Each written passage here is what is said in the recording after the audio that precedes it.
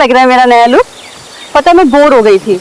बहुत अच्छा लग रहा है। तो इस बार पे सेल्फी तो बनती है ना? क्यों नहीं, जल्दी से।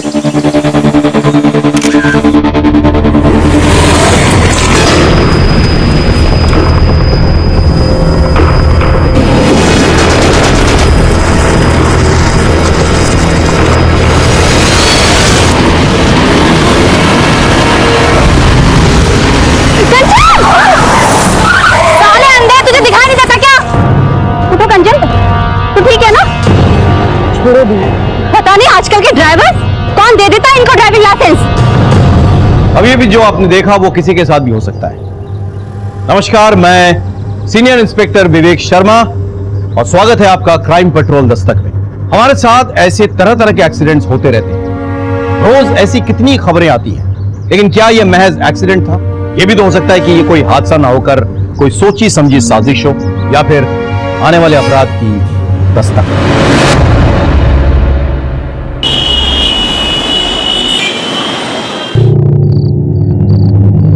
कब आओगे? अरे कानपुर तो जा रहा हूं मैं, 3 दिन में वापस आ जाऊंगा। वो शर्ट मत रख, टाइट हो गई है। जीजू को देखो, रोज सुबह उठकर जॉगिंग करने के लिए जाते हैं।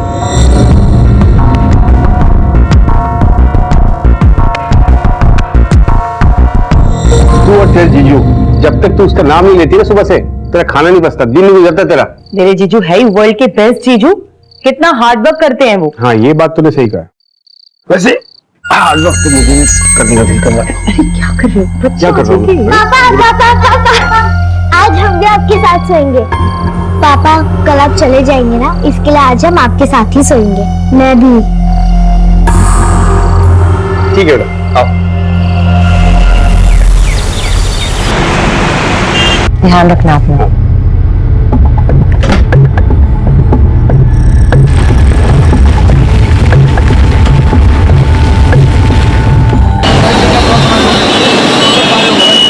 टेस्टी है ना गोलगप्पे?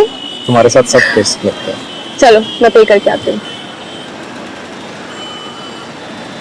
भैया 2 प्लेट के कितने हुए?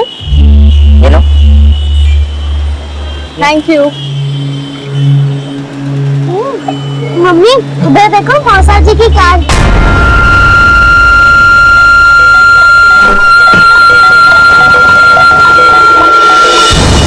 ये पैसे लो,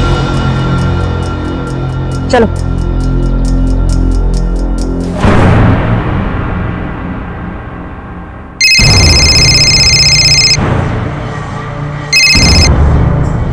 हाँ सुनीता, बोल। कंचन, हम लोग सनशाइन कैफे में बैठे हैं, जल्दी आ जा। चल ठीक है, मैं आती हूँ। आ रही है।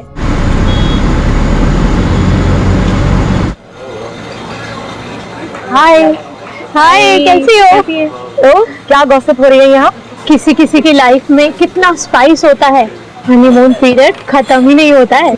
किसका हनीमून पीरियड नहीं खत्म हो रहा है? वो देखना कपल तेरे पीछे।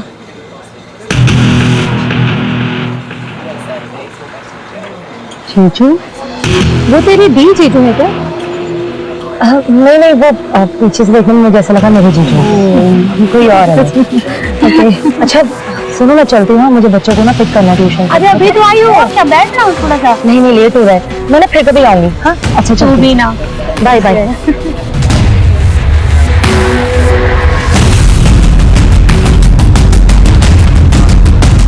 Excuse me.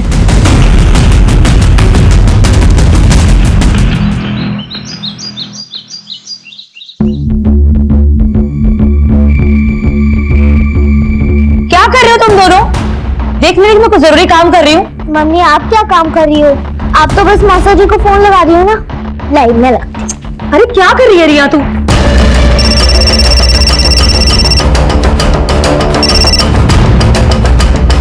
हेलो साली साहिबा।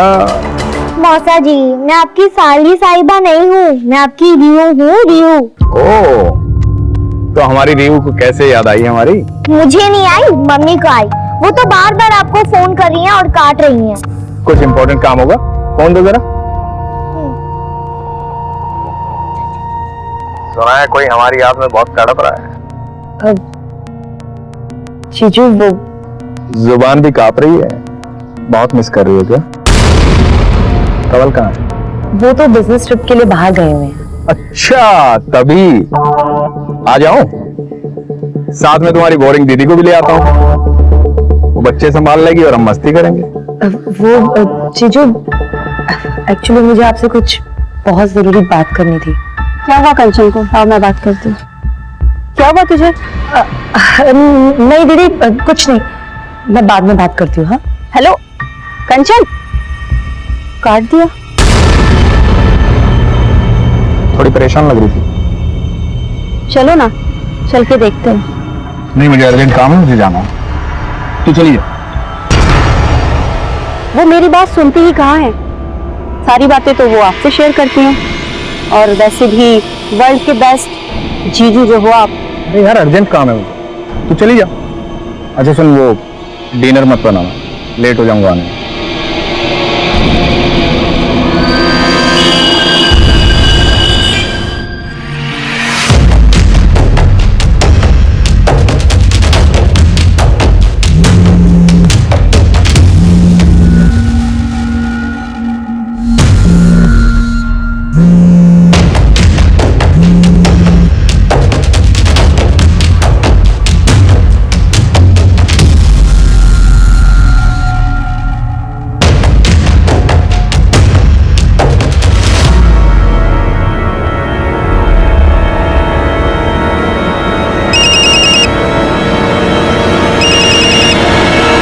जीजू, इतनी रात को भी जीजू की याद आ रही है तुम्हें? हाँ, अब जीजू का नाम लेके इतना भी मत जला।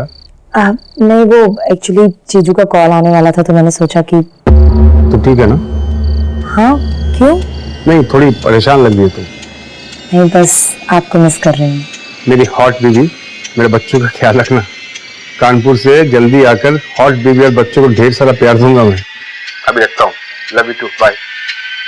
बाय।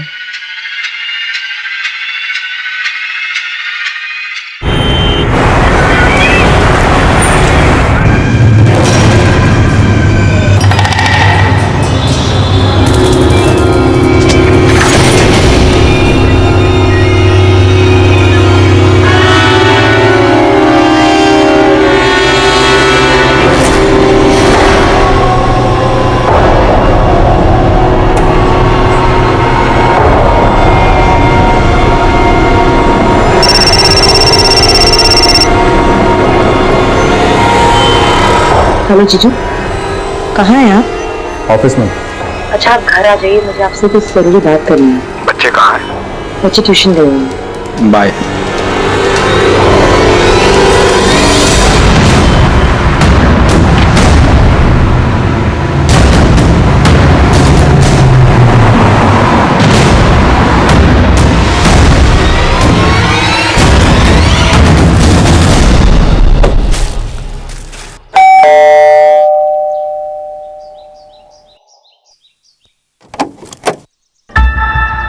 प्रीटी प्रीटी फ्लावर्स मेरी प्रीटी प्रीटी साली के लिए।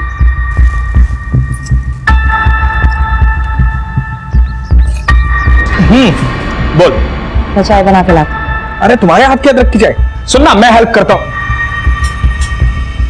भाई, मेरी साली और उसके हाथ की चाय, दुनिया में इन दोनों का कोई मुकाबला नहीं है। चाय पत्ती, हाँ, चाय पत्ती, चीनी, पता है तुम्हें? वो तो तुम्हारी दीदी पहले मिल गई। तुम्हारी दीदी पहले नहीं मिलती ना, तो शादी तो मैं तुमसे करता। हाँ, मिल्क। हाँ, ये रहा मिल्क। ये लो। तो ठीक तो है ना?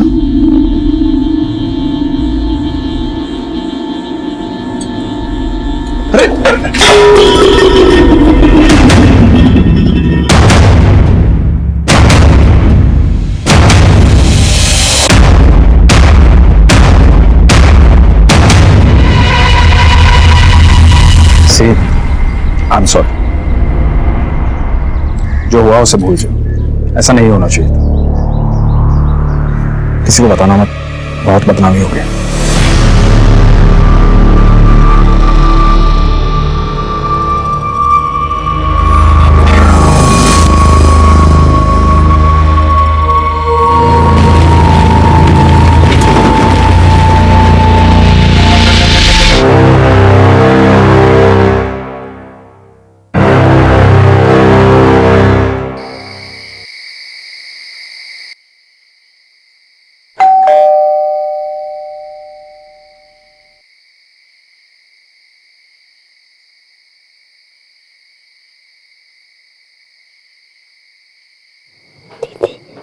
दीदी लगता है डैडी आता है।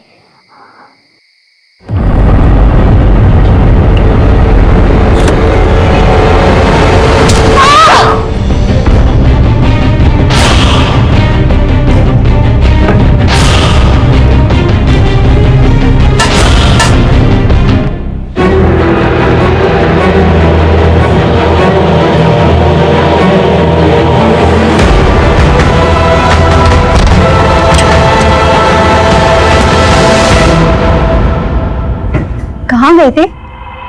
अरे वो बिजनेस का कुछ काम आ गया था इसलिए। तुम भी ना, अब कल घर चले जाओगे, थोड़ा समय तो मेरे साथ बिताया करो। मैं तो हमेशा तुम्हारे साथ रहना चाहता हूँ। सच।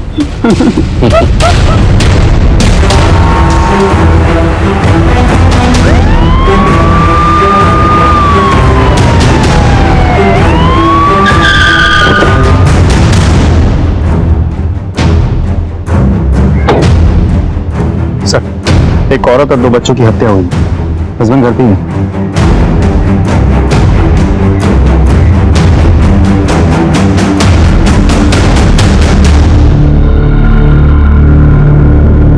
ये कब और कैसे हुआ? पता नहीं सर, मैं बाहर काम कर गया था, कर आया तो कब।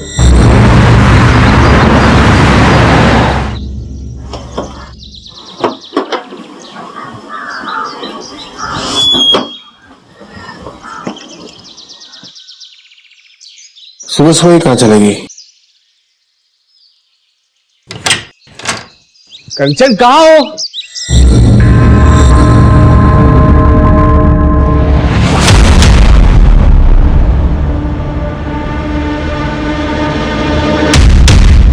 सर, मुझे तो ये रॉबरी का केस लगता है। अलमारी का लॉक तोड़ा गया है, तिजोरी बिल्कुल खाली है। और ये देखिए सर, ब्लड के ट्रेसेस भी तो हैं। तुम्हें तो कह रहे थे कि कोई फोर्स एंट्री नहीं हुई है। जी सर, मैंने चेक किया था, कोई फोर्स एंट्री तो नहीं हुई थी। लेकिन सर, ऐसा भी तो हो सकता है कि कंचन ने बिना देखे दरवाजा खोला हो और किलर ने अंदर आते ही तुरंत उस पर अटैक किया हो। क्योंकि जिस तरीके से कंचन की बॉडी नीचे दरवाजे के बिल्कुल पास पड़ी है और ब्लड के ट्रेसेस भी दिख रहे हैं वहाँ, इससे ये बात तो साफ हो जाती है कि किलर ने उसे दरवाजे के आसपास से कहीं मारा। काम करो, फॉरेंसिक से कहो कि अलमारी से ब्लड सैंपल्स और फिंगरप्रिंट्स कलेक्ट करें। सर, अच्छा, ऊपर वाले अलमारी में कोई कैश ज्वेलरी वगैरह कुछ था क्या? तो 3 लाख रुपए कैश और 3 लाख के गहने भी थे। कुछ भी नहीं। ज्वेलरीज की फोटोग्राफ्स हैं आपके पास? इनसे ज्वेलरीज की फोटोग्राफ्स कलेक्ट कर लेना। हाँ, टाइम से नहीं। फॉरेंसिक के बाद तुरंत बॉडी पोस्टमार्टम के लिए भेजो। सर, मैं ये कह रहा था कि आप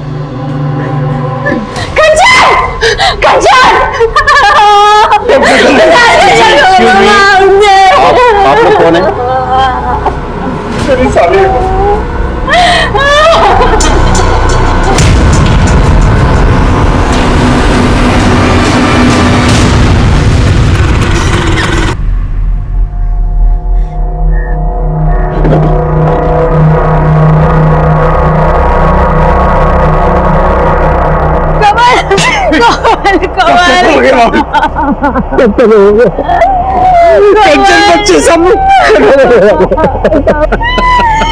मैंने तुझसे कहा था कंचन की कुंडली में दोष है, उसे अकेला मत छोड़ना। तुझे एक बात नहीं मानी।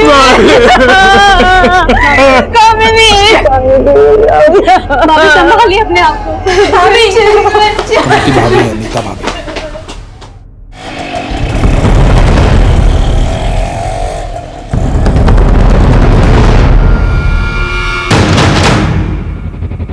फुटेज निकालो। सर, कंचन को अपराध की दस्तक मिली थी पर उसने नहीं सुनी। जान गवा बैठी और साथ ही साथ उसके 2 मासूम बच्चे भी मारे गए।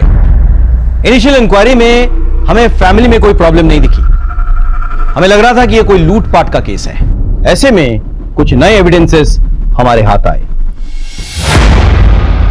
सर, फॉरेंसिक और पोस्टमार्टम रिपोर्ट आ गई है। तीनों के स्कल में फ्रैक्चर है सर। सर पे किसी भारी चीज से मारा गया। वैसे घर में मुझे कोई सस्पिशियस फिंगरप्रिंट नहीं मिले। लेकिन हाँ सर, ये घर के बाहर की जो फुटेज है, यहाँ मुझे कुछ सस्पिशियस लग रहा है। मैं आपको फुटेज दिखाता हूँ।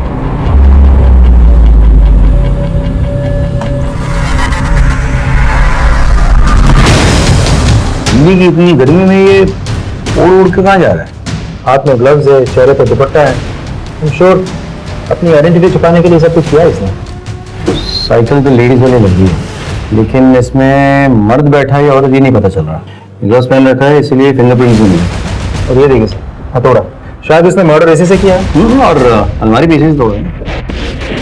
बहुत प्लानिंग के साथ मर्डर और रॉबरी किया है सर इसने, मुझे तो डाउट है इतनी रात को कंचन एक अनजान आदमी के लिए दरवाजा क्यों खोलेगी? सर वो नींद में थी, ध्यान नहीं दिया, नींद से उसका दरवाजा खोल दिया होगा। पॉसिबल है, लेकिन ये भी तो पॉसिबल है कि वो जाना पहचाना था, इसीलिए कंचन ने दरवाजा खोला और अंदर आकर उसने कंचन और उसके बच्चों की बेरहमी से हत्या कर डाली और इस कत्ल को लूट की शक्ल दे दी। पॉसिबल है सर, लेकिन ये भी तो हो सकता है कि किलर को पहले से ही पता था कि घर में कैश और ज्वेलरी रहते हैं, इसीलिए लूटपाट के इरादे से ही वो घर में घुसा, एक एक करके सबको मारा, कैश और ज्वेलरी लिया और फरार हो गया। यही तो पता करना है कि ये लूट के लिए मर्डर था या मर्डर करके सिर्फ लूट की शक्ल दी गई। एनीवे, साइकिल का कुछ पता चला? सर मैंने सारे फुटेज चेक किए, लेकिन कंचन के घर से 2 गली तक ही फॉलो अप कर पाए, फिर साइकिल कुछ पता नहीं चला। अंजना तुम एक काम करो, वो एरिया के आसपास भी चेक करो, हो सकता है वहां से कुछ पता चले। ओके, देखना यह है कि कंचन की किसी से दुश्मनी थी या नहीं।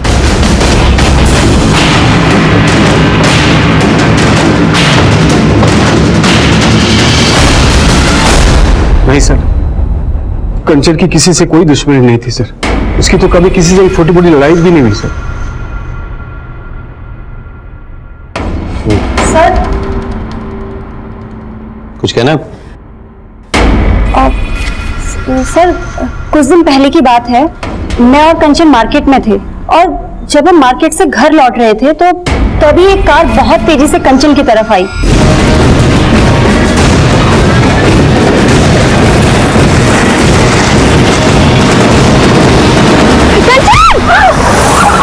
साले अंधे, तुझे दिखाई नहीं देता क्या? उठो कंचन। सर मैंने कंचन को अपनी तरफ खींच लिया, लेकिन मुझे ऐसे लगा जैसे वो कार उससे जानबूझकर टक्कर मारना चाहती थी। एग्जैक्टली किस एरिया में हुआ? बसंत कुंज के एरिया में। विनीत सर, वसंत कुंज एरिया के सारे सीसीटीवी चेक करो, मुझे फुटेज चाहिए। Thank you so much.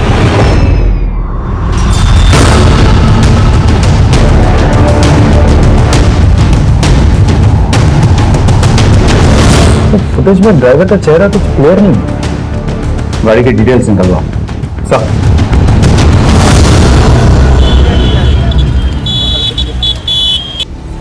Sir हमारी टीम को ग्रेटर तलाश में एक लवारिस लेडी सेकंड हुई है जो सीसीटीवी फुटेज से बिल्कुल मैच करती है। पता चला किसकी? नहीं सर, बहुत कोशिश की पर कुछ पता नहीं चला। सर सीसीटीवी में जो गाड़ी है उसके ओनर का पता चल गया, गाड़ी किसी गौतम के नाम पर रजिस्टर्ड है। बुलाओ। गौतम जी, DLY-XYZ 1234 आपकी गाड़ी का नंबर है? जी सर। 14 तारीख को आप अपनी गाड़ी में कहाँ जा रहे थे? मैं कहाँ जाऊंगा सर, मेरी तो कार ही चोरी हो गई है। चोरी हो गई मतलब? हाँ साहब, मुझे ये लगा कि आप मेरे कार के बारे में बताने के लिए यहाँ बुलाए। मैंने FIR दर्ज करवाई थी करोलबाग थाने में, ये देखिए उसकी रिपोर्ट।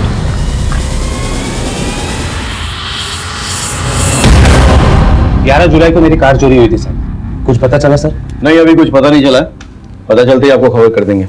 अब जा सकते हैं। ठीक है सर। नहीं, तुम एक काम करो, कंचन के घर के बाहर जो सीसीटीवी कैमरा है प्लस आसपास के इलाके में जो भी सीसीटीवी कैमरा मिले उसके फुटेज निकलवाओ तुम 1 हफ्ता पहले की। Okay sir.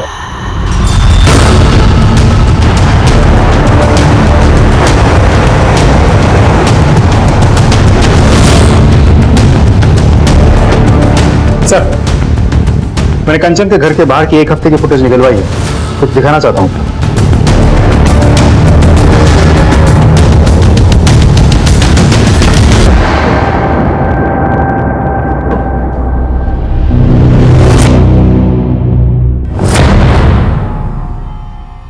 ये तो साफ है कि आप अपनी बहन और अपने पति की जासूसी कर रही थी। सवाल ये उठता है कि क्यों? आई एम सॉरी सर, मुझे थोड़ा डाउट हो गया था। क्या आपके पति का आपकी बहन के साथ चक्कर चल रहा है? सर दरअसल मेरे हस्बैंड बहुत हंसी मजाक करते हैं और कंचन से भी उनकी बहुत जमती थी। आई डोंट नो सर, मेरे मन में ये बात कहाँ से आ गई। सर दरअसल कंचन बार बार मेरे हस्बैंड से बात करने की कोशिश कर रही थी, तो बस मुझे ऐसा लगा जैसे सर मेरे मन में शक पैदा हो गया सर। लेकिन मुझे बहुत गिल्टी भी फील हुई सर अगर ये बात सिद्धार्थ और कंवल को पता चल गई ना तो उन्हें बहुत बुरा लगेगा। अगर इसमें आपका हाथ है तो फिर हमें भी बहुत बुरा लगेगा। फिर हम चलते हैं।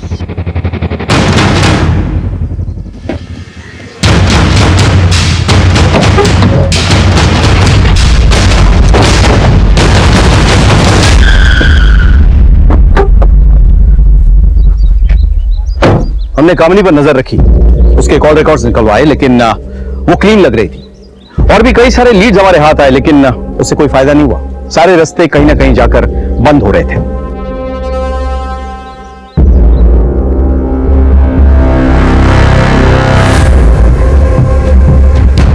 हमें वो लेडी साइकिल भी मिल गई जिसमें चलकर शायद वो हत्यारा आया था, लेकिन वो साइकिल किसकी थी ये पता नहीं चला। सीसीटीवी फुटेज के जरिए हम उस गाड़ी और उसके मालिक गौतम तक भी पहुंच गए जिस गाड़ी से कंचन का एक्सीडेंट होने वाला था, लेकिन फिर भी कोई सुराग हाथ नहीं लगा। हमने करोलबाग पुलिस स्टेशन में पता किया, पता चला कि गौतम सच बोल रहा था। गौतम का कोई पुराना क्रिमिनल रिकॉर्ड्स भी नहीं मिला। पता नहीं क्यों मुझे ऐसा लग रहा था कि हो ना हो कोई जानने वाला है जिसने कंचन और उसके बच्चों को मारा है। मैंने कहा कि चलो घर वालों की हिस्ट्री निकालो। जब हमने कंवल का कॉल रिकॉर्ड चेक किया तो मुझे शक हुआ। सर हाँ, कंवल की कॉल रिकॉर्ड आ गई। वो कानपुर कभी गया ही नहीं था, यही था दिल्ली में, पारगंज एरिया में।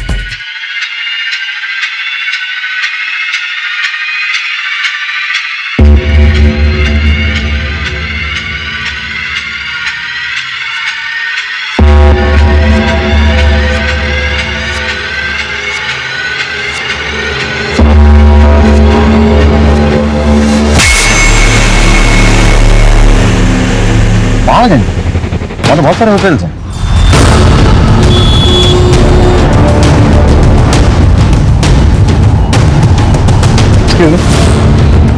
ये फोटो देखिए जरा, कंवल खन्ना आपके होटल में आया था? जी सर, ये और इनकी मिसेज दोनों आए थे। पैसे दिखा। खन्ना, मिस्टर और मिसेस खन्ना। सीसीटीवी है हमें? हाँ जी। फुटेज निकाल इस टाइम का।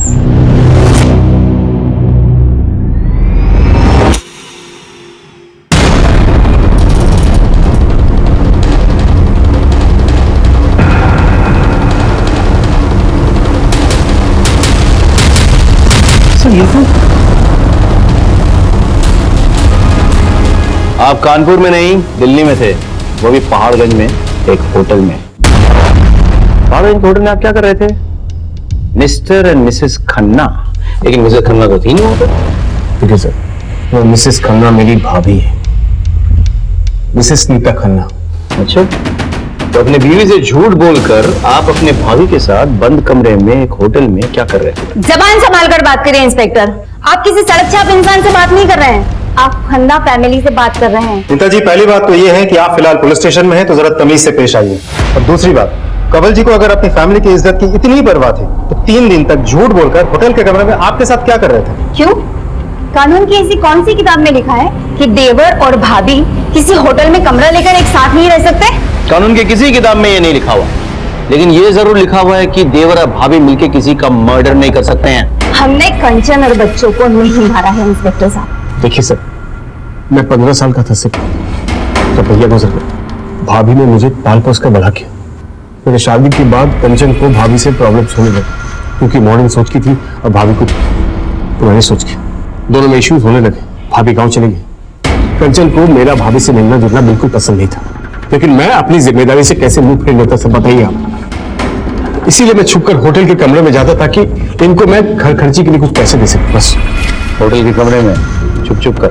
अगर मैं बंद कमरे में अपनी भाभी से मिलता हूं तो उसमें गलत क्या है सर? रहने दो कंवल, ये लोग हमारे रिश्ते को नहीं समझेंगे। आगे चाहूंगी, चलो कंवल।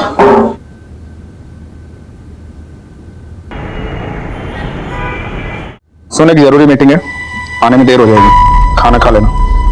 आज जाना जरूरी है क्या? मुझे कुछ अच्छा नहीं लग रहा, प्लीज रुक जाओ। जाना जरूरी नहीं होता तो जाता नहीं। तो एक काम कर, कंवल और नीता भाभी के पास चली जा, उन्हें भी अच्छा लगेगा। कंवल भाई साहब भी बहुत परेशान है, एक ही रात में सब कुछ खत्म हो गया। पता नहीं कैसे मैनेज कर रहे होंगे वो। आप एक काम कीजिए, मुझे वहां छोड़ दीजिए, और रात को मुझे वहां से पिकअप कर लेना। गाड़ी निकालता हूँ तो तैयार हो जाओ। ठीक।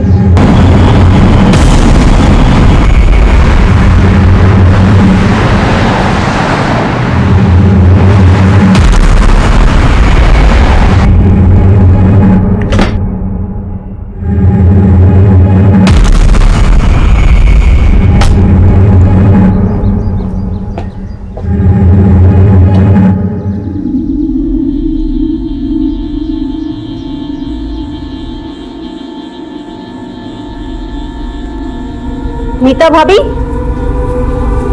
कवल भाई साहब, भाभी। तू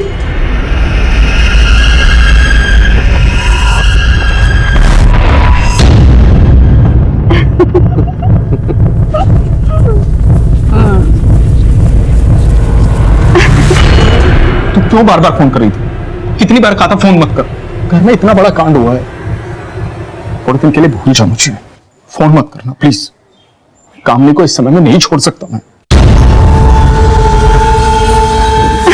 छोड़ो, ये क्या है?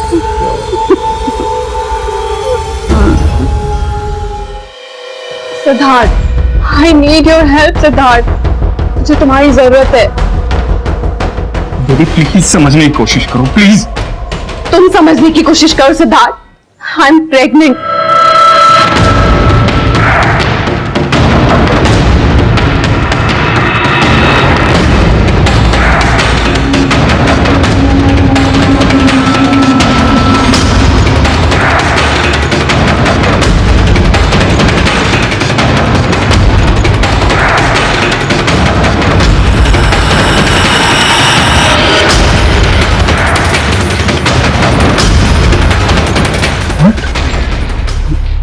ये कब हुआ? अरे हमने प्रोटेक्शन यूज की थी। कभी कभी प्रोटेक्शन फेल हो जाती है। बेबी, मैंने तुम्हें बताया था हमारा कोई फ्यूचर नहीं है। और देखो मैंने बताया था मैं शादीशुदा हूँ। ये सब बताने की जरूरत नहीं है। अरे मैं नहीं बोल रही हूँ कि तुम मुझसे शादी करो या मेरे बच्चे को अडॉप्ट करो। मैं खुद इस बच्चे को नहीं अपनाना चाहती हूँ। मैं अपना करियर स्पॉइल नहीं करना चाहती इस बच्चे के लिए। मैं सिर्फ इतना चाहती हूँ कि तुम मेरे साथ हॉस्पिटल चलो। अगर मैं अकेले जाऊंगी ना सिद्धार्थ, तो ये मेरे लिए बहुत बड़ी एम्बैरेसमेंट होगी। मैं बस तुमसे रिक्वेस्ट कर रही हूँ, बस एक बार ये अबॉर्शन हो जाए ना, उसके बाद देखते हैं हमारे रिलेशनशिप का क्या करना है।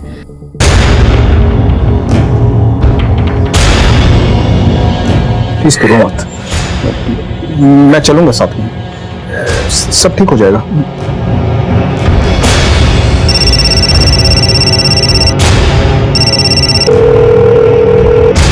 ये सिद्धार्थ फोन क्यों नहीं उठा रहे? सिद्धार्थ, मेरी इस हालत में भी तुम्हें तुम्हारी वाइफ की पड़ी हुई है ना? सिद्धार्थ, तुम्हें मेरी कोई फिक्र नहीं है। ऐसा नहीं है देवी, प्लीज ऐसा नहीं है। फोन उठाओ प्लीज।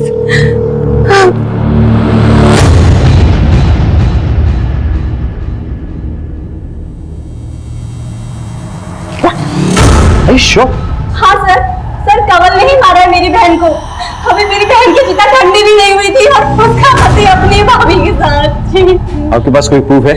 हाँ सर है। ये देखिए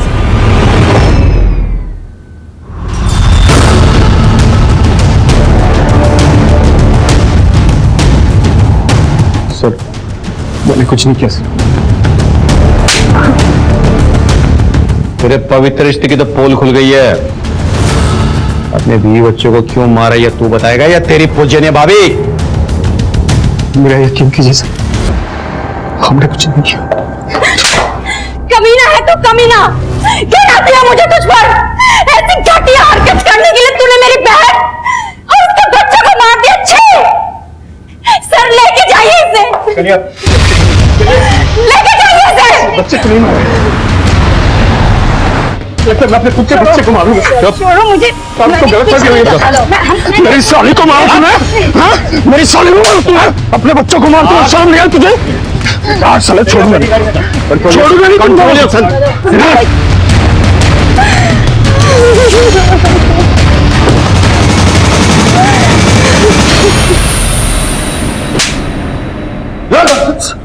तब तक मारूंगा जब तक सच नहीं बनेगा।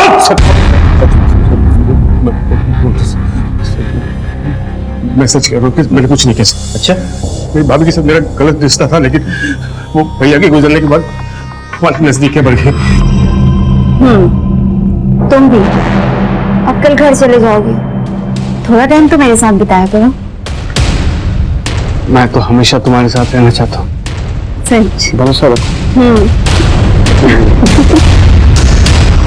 कमल की शादी हो गई और हमें तो एक दूसरे की आदत सी पड़ गई थी।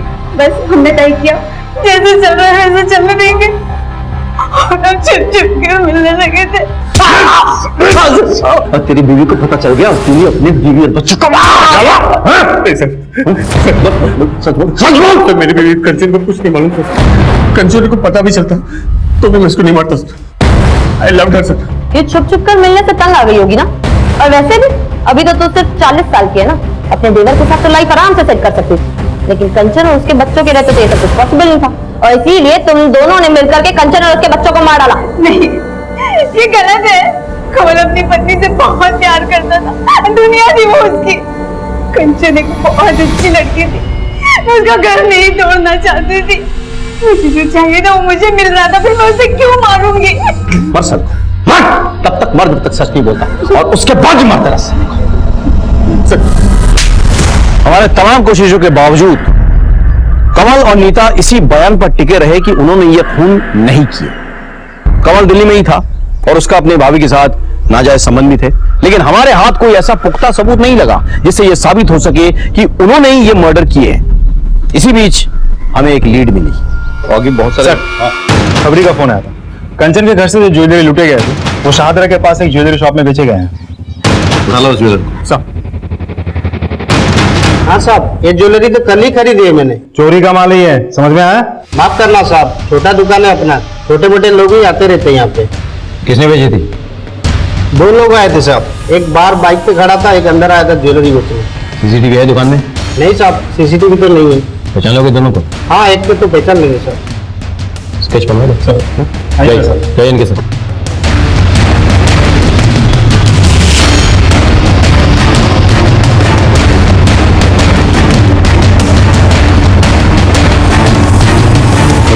सर स्केच बन गया। तो हमारे सस्पेक्ट में से कोई भी नहीं। सर हो सकता है मामला सच में रॉबरी का हो और ये आदमी उसी गैंग का कोई हो। पर ये भी तो हो सकता है ना कि कमल ने इस आदमी को भेजा हो ज्वेलरी बेचने के लिए। तो एक काम करो, इस स्केच को तुम हर एक पुलिस स्टेशन में सर्कुलेट कराओ, पता करो ये कोई हिस्ट्री शीट है या नहीं, और अपने खबरियों को भी भेज दो। मुझे ये आदमी किसी भी हालत में चाहिए। सेकेंडली, कमल और नीता तो अपने साथी को जानते होंगे, तो उनको बुला। It's fine sir. Thank you.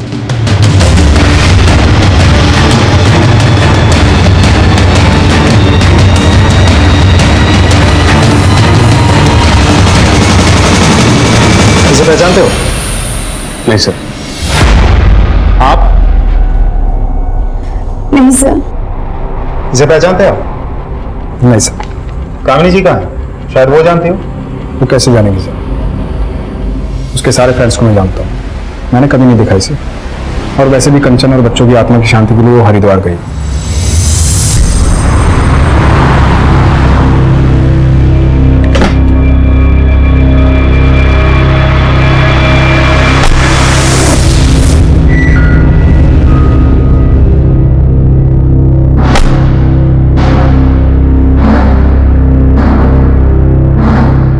Doctor, मुझे इसका ऑपरेशन करवाना है। हम दोनों बच्चा नहीं चाहते। ये आपकी पत्नी है? नहीं, ये मेरी गर्लफ्रेंड है। दरअसल क्या है ना, हम लिविंग रिलेशनशिप में रहते हैं, करियर की बात है। ओके, मैं कल के लिए बुकिंग ले लेता हूँ और आपको ना कुछ टेस्ट कराने पड़ेंगे। मिश्रा जी, ये टेस्ट करवा लेना, ठीक है? अब तो चाहिए इनके साथ।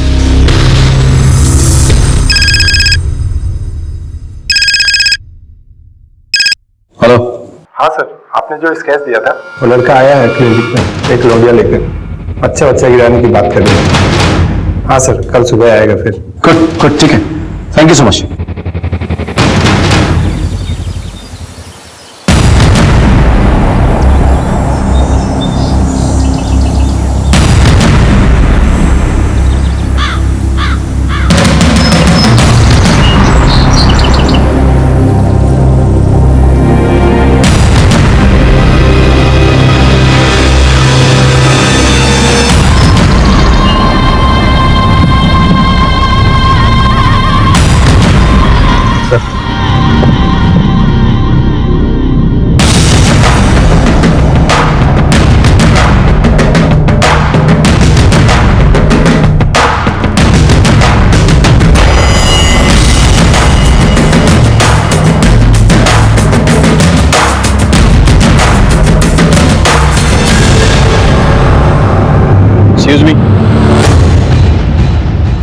अब दोनों उस गाड़ी में बैठिए।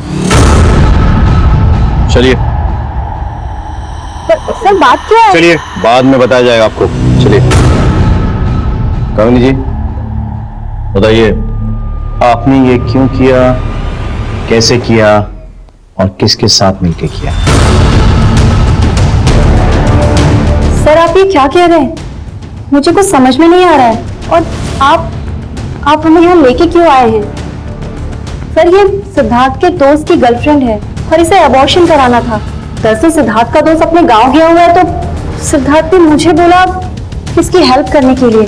सर मेरा कोई अपना बच्चा नहीं है तो बस मेरे मन में थोड़ा सा लालच आ गया था और मैंने रति को बोला कि वो इस बच्चे को रहने दे और सर वो इस बात के लिए राजी हो गई। नहीं डॉक्टर, हमें बच्चा चाहते हैं। ये तो अच्छी बात है, गुड डिसीजन। तो आप इनके बॉयफ्रेंड को जानती हैं? क्यों, अभी भी तो आपने कहा कि वो आपके पति का बहुत अच्छा दोस्त है। हाँ सर, वैसे तो नहीं जानती हूँ, बस उसका नाम जानती हूँ, रवि। इसे पहचानती हैं? हाँ सर, यही है रवि। सर रवि गौतम और मेरे पति बहुत अच्छे दोस्त हैं। 11 जुलाई को मेरी कार चोरी हुई थी सर। लगता है ये गौतम वही है जिसके कार से एक्सीडेंट हुआ था। गौतम तो कामिनी जी, क्या आप जानती हैं जिस शख्स की गर्लफ्रेंड को आप हेल्प करने की कोशिश कर रही हैं उसका शायद डायरेक्ट ताल्लुक आपकी बहन के मर्डर से है। क्या? या जो गहने आपके बहन के घर से गायब हुए थे ना, उनको रवि नहीं बेचा है। तो कहाँ है तुम्हारा बॉयफ्रेंड? सर रवि मेरा बॉयफ्रेंड नहीं है। तो फिर कौन है वो हॉस्पिटल क्यों गया था? बच्चा किसका है ये? बोलना। बच्चा किसका है? सिद्धार्थ। क्या बकवास कर रही हो तुम? बकवास नहीं, मैं सच बोल रही हूँ। सिद्धार्थ ने मुझे बोला था कि वो मेरे साथ हॉस्पिटल नहीं जा पाएंगे, वो अपने किसी दोस्त को भेजेंगे और उन्होंने मुझे रवि से इंट्रोड्यूस कराया।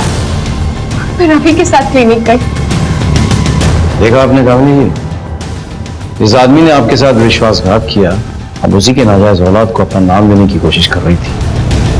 अब उसे कोई नहीं बचा सकता।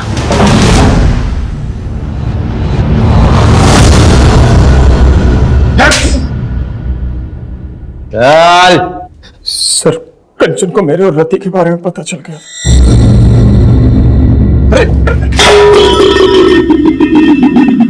हाथ मत लगाइए मुझे। मैं आपको क्या समझती थी और आप क्या निकले? क्या हुआ? क्या बोल रही है तू? आप मेरी दी को चीट कर रहे हो और बोल रहे हो क्या हुआ? मैंने खुद अपनी आंखों से आपको उस लड़के के साथ देखा है। यहाँ पर मैं सारा दिन आपके नाम की माला जपते नहीं थकती कि मेरे जीजू वर्ल्ड के बेस्ट जीजू हैं और आप एक घटिया इंसान निकले। शर्म आती है मुझे आपको जीजू कहते हुए भी।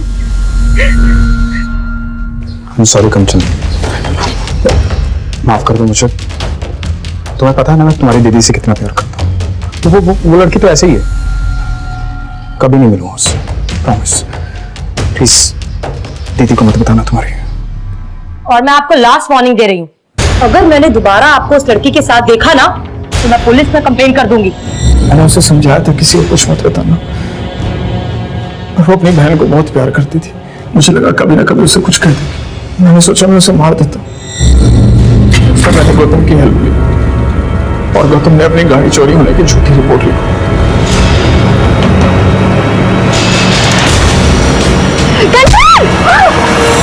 वो बच गई थी सर।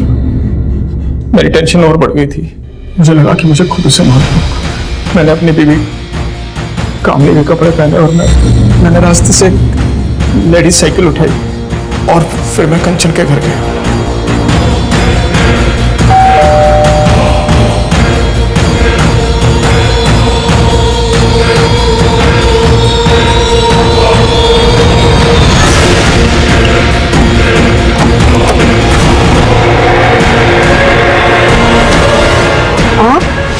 उसके बाद मैं ऊपर गया और मैंने ज्वेलरी लूट ली ताकि लूट का मामला लगे।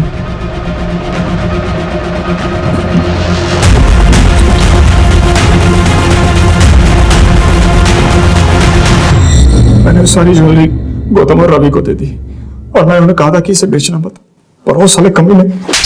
वो कमीना है? कमीना तूने उस औरत को मारा जो तुझे इतना मानती थी, इतना भरोसा करती थी, और सिर्फ उस औरत को नहीं, तूने उसके 2 मासूम बच्चों को मार डाला। तुझे तो जो सजा मिले वो भी कम है। तेरे जैसे लोगों के कारण अपनों पर से भरोसा उठ जाता है। विश्वासघात बाहर से नहीं आते हैं, तेरे जैसे घर में पैदा होते हैं।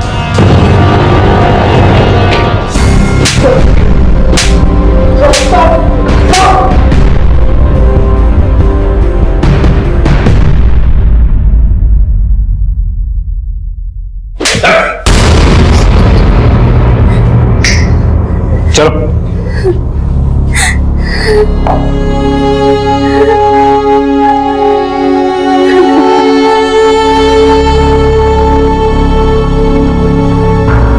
कंचन को अपराध से पहले बार बार दस्तक मिली। उसने गोलगप्पे वाले के पास सिद्धार्थ की गाड़ी में रति को देखा, दोनों को कैफे में रोमांस करते देखा, झंडे वाले मेट्रो स्टेशन में भी उसने दोनों को देखा। लेकिन वो इस दस्तक को समझ नहीं पाई। वो ये नहीं समझ पाई कि जो आदमी अपनी पत्नी को धोखा दे सकता है वो किसी भी हद तक गिर सकता है। लेकिन उसने इस बात का जिक्र अपने दीदी से नहीं किया, क्योंकि वो अपने दीदी के घर में दरार नहीं पैदा करना चाहती थी। वो तो इस दस्तक को भी नहीं पहचान पाई कि उसकी दीदी कामिनी के मन में उसकी और जीजाजी को लेकर शक पैदा हो गया था। यहां तक कि कामिनी ने भी एक दस्तक को नजरअंदाज किया। जब गौतम की गाड़ी ने कंचन को टक्कर मारने की कोशिश की तब कामिनी को ऐसा लगा कि ये ड्राइवर जानबूझकर कर रहा था, लेकिन उसने इस बात को सीरियस नहीं लिया। वो अपने प्रॉब्लम्स में इतनी उलझी हुई थी कि उसने इस दस्तक को सुनकर भी अनसुना कर दिया। अगर उस वक्त कामिनी पुलिस स्टेशन चली गई होती तो शायद आज कंचन जिंदा होती और साथ में उसके बच्चे भी। देखते हैं हमारे आज के एपिसोड की दूसरी कहानी।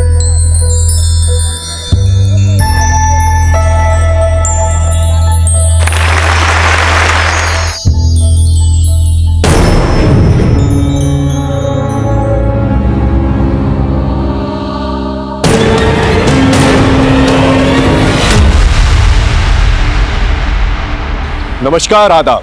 क्राइम पेट्रोल दस्तक में आपका स्वागत है। 4 अगस्त 2017 मास किलिंग का एक ऐसा हैरत अंगेज केस मेरे पास आया जिसे देखकर सब चौंक गए। एक घटना के 3 दिन पहले अपराध दस्तक में दस्तक दे रहा था, लेकिन इस केस से जुड़ा हर एक शख्स एक ऐसे चक्रव्यूह में फंसता चला गया जिससे निकलना बहुत मुश्किल था।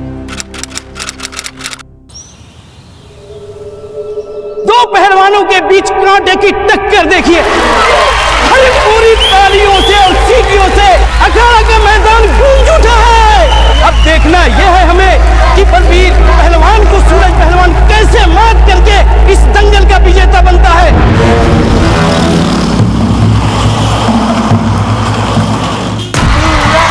ये देखिए सूरज पहलवान बलबीर पहलवान पर हावी होते हुए।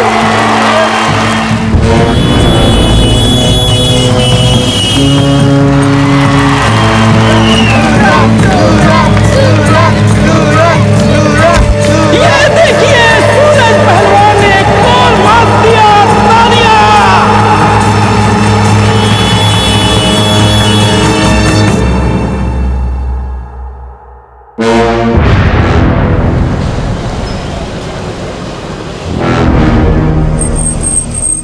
ये क्या गुप्ता जी, ये कौन सा धमाल की है? हमारे मंच पर शिवप्रकाश मिश्रा को बुला दिए। अरे पूरनमल जी, हम नहीं बुलाए हैं, ये तो खुदे आ गए।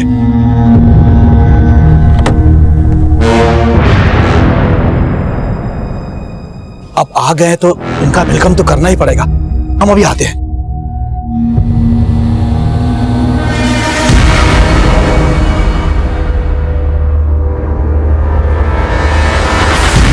प्रणाम। प्रणाम भैया जी। प्रणाम। आप यहाँ आकर सबको चौंका दिए भैया जी। वो हमारे बिट्टी बिटिया दंगल देखना चाहती है। लेकिन भैया जी वो दंगल तो खत्म हो गया। क्या खत्म हो गया बे? दिखता नहीं है भाई जी आए हैं। जा फिर से शुरू करवा। कौन दिक्कत हैगा? नहीं नहीं भैया जी, अब आप है तो भला का दिक्कत। जा बोल दे पूरनमल को कि निकल जाए यहाँ से।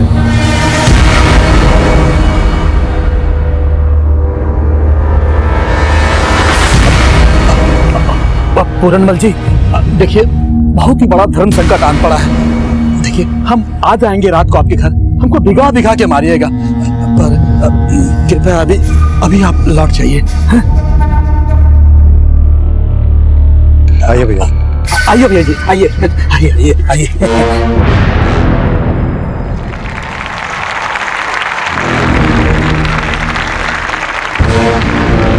अब हम सबके बीच हमारे भूतपूर्व पहलवान और मौजूदा वक्त के नेता श्री श्री श्री प्रकाश मिश्रा जी अपने पुत्री श्री बिट्टी मिश्रा जी के साथ पधारे हैं।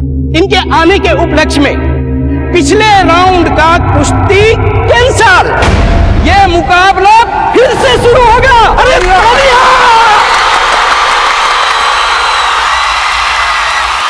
मुकाबला फिर से शुरू। और ये देखिए बलबीर पहलवान का शानदार पलटवार।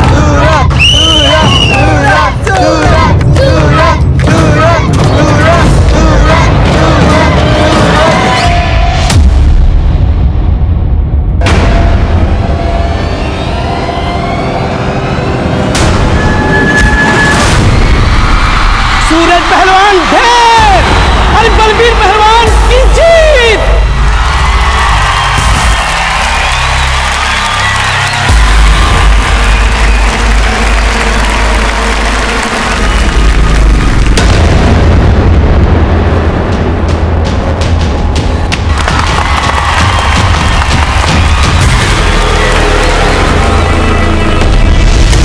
ठीक है, कुछ और मालूम चले तो हमको बताना। ज्योति बेटा, तुम्हारे पापा जैसे भी हो, लेकिन लड़का अच्छा ढूंढे हैं तुम्हारे लिए, और त्रिपाठी जी का खानदान भी अच्छा है। हम सोचे कि बात आगे बढ़ाएं। अम्मा, कुछ आगे बढ़ने वाला नहीं है। आपके पूज्य पति श्री प्रकाश मिश्रा जी अपने गंदे खून को बिटिया बिटिया करने लगे। बिट्टी को दंगल दिखाने लेकर गए थे। जानते हैं सर, बार बार बोलकर काहे फुकाते होंगे। हमसे तो ये सब बर्दाश्त ही नहीं होता है, और हमको ये समझ में नहीं आता कि आप काहे मौन धारण किए बैठी हो। अरे जब भैंसे ही पानी में हो तो बार बार बीन बजाने का क्या फायदा। ना हम तुम्हारे पापा को छोड़ सकते हैं, और ना तुम्हारे पापा उस दमयंती उसकी बेटी को। अब बोलो, कौन सा अगरबत्ती जलाए कि दोनों मक्खियां बीन बनाना छोड़ दे। काहे की अगरबत्ती अम्मा, हमारा बस चले ना तो हम तो सबको आग लगा दें।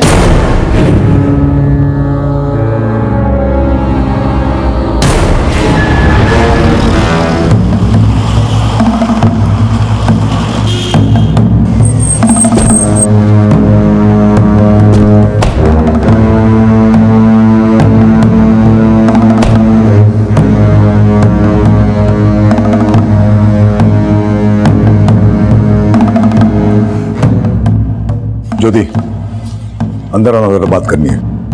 पिताजी, आगामी चुनाव के लिए हमारे विरोधी एक भाषण तैयार किए हैं, सुनते जाइए। प्रत्याशी मुन्ना भैया यानी कि हम एक ऐसे बाप की औलाद है जो अपने घर का पकवान छोड़ के दूसरे घर की मुर्गी खाता है, और वो बिट्टी उसी मुर्गी की चूजी है जिसे रखैल से बीवी का दर्जा। जबान काट देंगे तेरी हम। हाँ, आप तो हमारी जबानी काट सकते हैं। अरे काहे उस बिट्टी और उसकी मां के लिए हमारी छवि बिगाड़ने में लगे हुए हैं आप। कोई किसी की छवि नहीं बिगड़ेगी। तुम्हारी ही उंगली पकड़ के इस क्षेत्र के प्रत्याशी बने हो तुम। तुम्हारी जीत सिर्फ हमारे हाथों में है। सिर्फ चुनाव में जीतने के लिए तुम्हारे अंदर ये आग नहीं लगी है। तेरे अंदर कोयला सुलगाने वाला कोई और है। हमारी मान ज्योति के साथ साथ बिट्टी को भी बहन मान ले, मानना पड़ेगा। हमारे साथ ये राजनीति ना खेलो तुम, वरना ना ही नेता रहोगे, ना ही अभिनेता बन के भाषण कर पाओगे। ज्योति,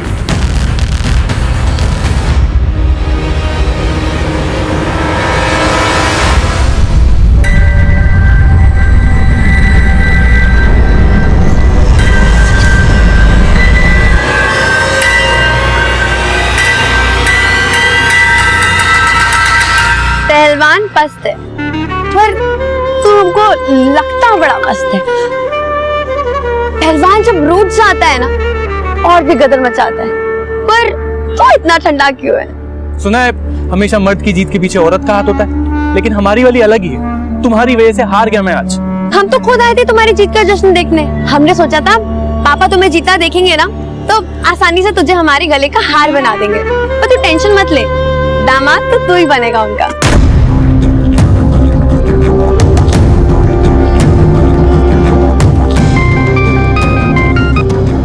हाँ बोल,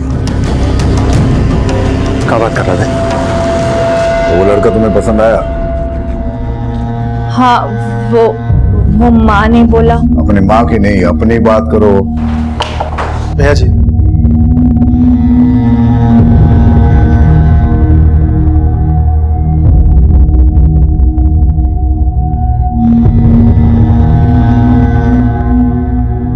भैया जी वो बिट्टी सूरज पहलवान के साथ है।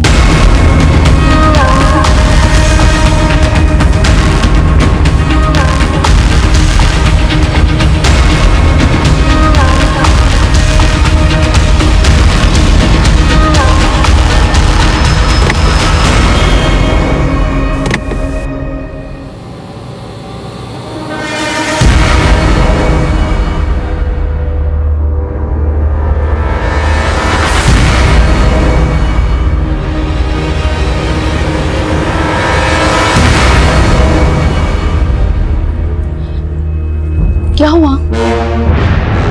बिट्टी कहाँ है?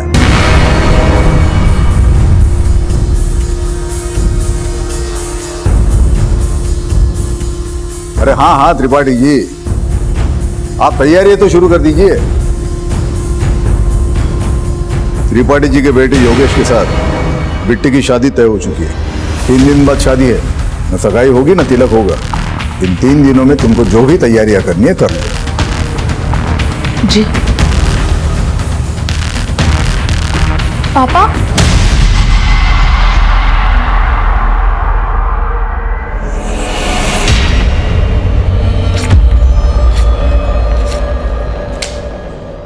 अब ज्योति की तस्वीर अपने दिलो दिमाग से निकाल दे और बिट्टी को बचा ले। 3 दिन बाद में शादी है, तैयारी शुरू कर दो। 3 दिन में? अरे 3 दिन में ये सब कैसे होगा? माँ जी, सोने की चिड़िया पिंजरे फंसी है। 3 दिन बाद क्या, 3 घंटे बाद भी शादी हो ना तो कर लेनी चाहिए। क्यों बाबूजी, कपड़े सारे रेडीमेड खरीद लेंगे और घोड़ी बाजे वाले को दुगना दाम भी दिया ना तो भी फायदा है अपना।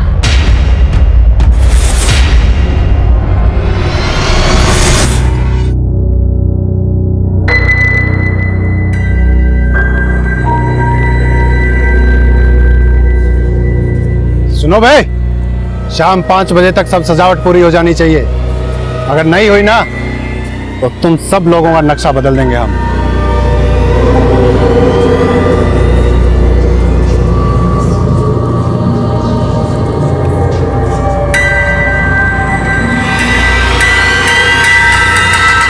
अम्मा वो हमारे जख्म पे नमक मिर्ची छिड़क रहे हैं। ज्योति का दिल तोड़ के हमारे घर से वो बिट्टी का ब्याह हो रहा है। हमारा तो खून खोल रहा है अम्मा। पर आप काहे शांत खड़ी हो? बेटा, हमारा बीपी ना थोड़ा लो वाला है। थोड़ा सा टेंशन होता है तो मन बैठ जाता है, लेकिन ऐसे बैठने से काम नहीं चलेगा ना। बिट्टी का शादी है, बेटी तो बेटी होता है ना, चाहे वो सौत का ही क्यों ना हो। हर्ष तो निभाना ही पड़ेगा। ज्योति, जा कपड़े बदल ले। जी। और मुन्ना तू भी, तुम्हारी बिट्टी बहन का शादी है, विदाई तो करना ही पड़ेगा ना।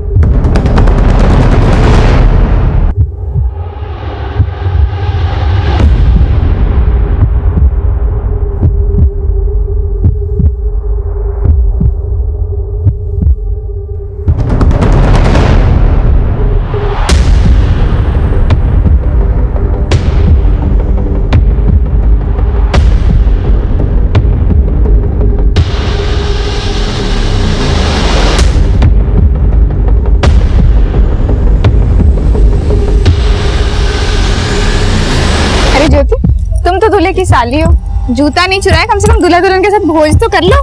नहीं भाभी, रहने अरे दीजिए। बैठो। मैं अभी आती हूँ। ज्योति,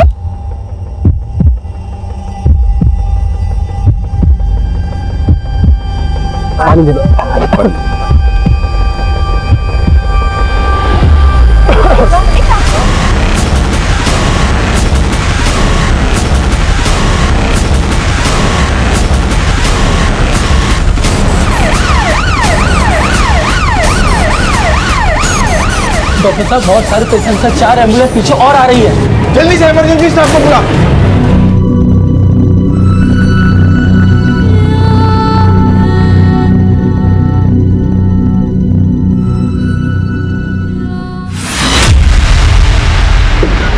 सर, एक इंफॉर्मेशन आई है। नव विकास पार्टी के नेता श्री प्रकाश मिश्रा की बेटी की शादी थी आज। शादी का खाना खाकर कई लोग हॉस्पिटलाइज हो गए थे। दूल्हा दुल्हन को तो डेड डिक्लेयर कर दिया गया है, लेकिन कई लोग अभी भी सीरियस कंडीशन में। तेरी नाक के नीचे इतना सब कुछ हो गया और तुझे पता तक नहीं।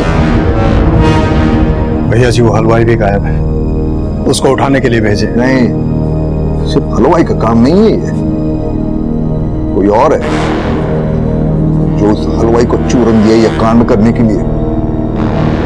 उठा के तोड़ दे उसको और पूछ किसके कहने पे किया यह सब।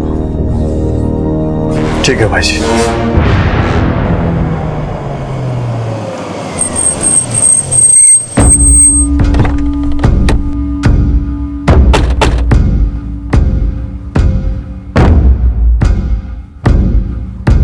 सर, पहले मुझे लगा कि शायद ये फूड पॉइजनिंग का केस है, लेकिन 80 से ज्यादा लोग यहाँ पर हॉस्पिटल में एक एक करके भर्ती हो गए जो शादी का खाना खा के बेहोश हुए हैं। पॉसिबिलिटी खाने में जहर मिला।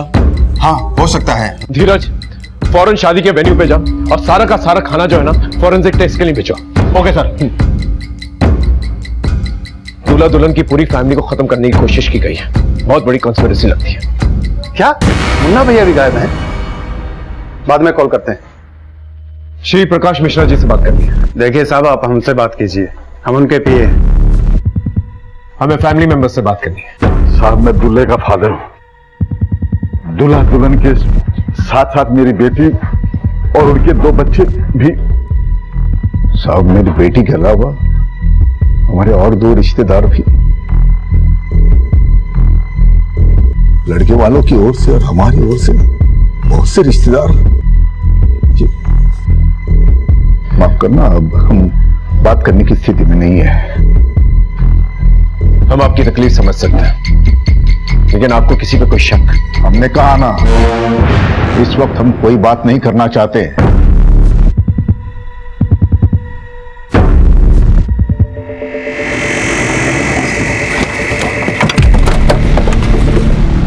यादव, बात देखो। सर,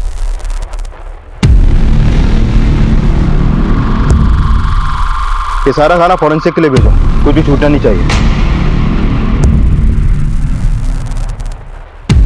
सर, यहाँ पे सभी लोग हलवाई को ब्लेम कर रहे हैं। जैसे लोग बेहोश होना स्टार्ट हुए, हलवाई और उसके कारीगर यहाँ से भाग गए। अंदर चेक कर दो।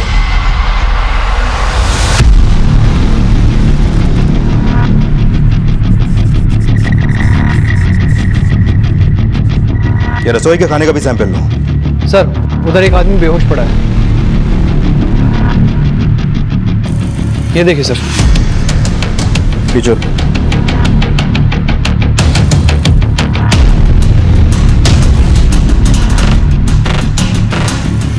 नशे में धोता है ये।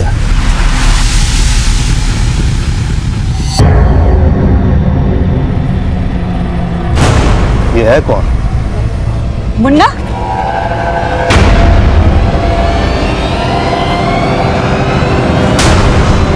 ये पिस्तौल कस्टडी में लो और इसको थाने लेकर आओ। सर, ये सारे मेहमान उस हलवाई को ही ब्लेम कर रहे हैं और इस हादसे के बाद से ही उस हलवाई के सारे कारीगर भी गायब हैं। पता करो सब कहां हैं, उन्हें उठा के लेके आओ। और एक बात सर, श्री प्रकाश का बेटा मुन्ना यहाँ पर नशे की हालत में मिला है। इतना सब हो गया है, लेकिन वो बिल्कुल भी होश में नहीं है और उसके पास एक पिस्तौल भी मिली है सर।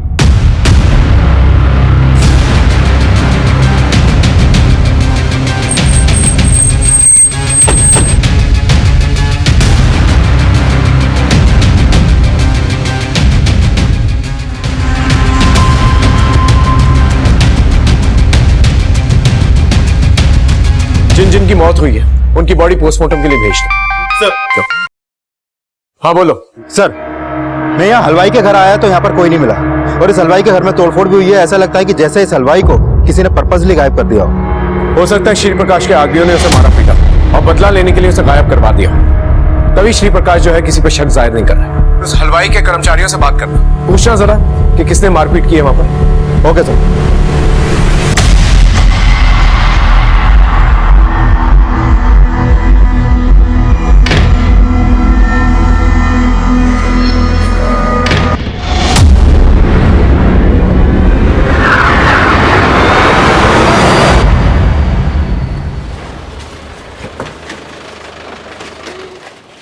सर, उस हलवाई गिरधारी के एक कारीगर का पता चला था, हमने उसे उठा लिया है।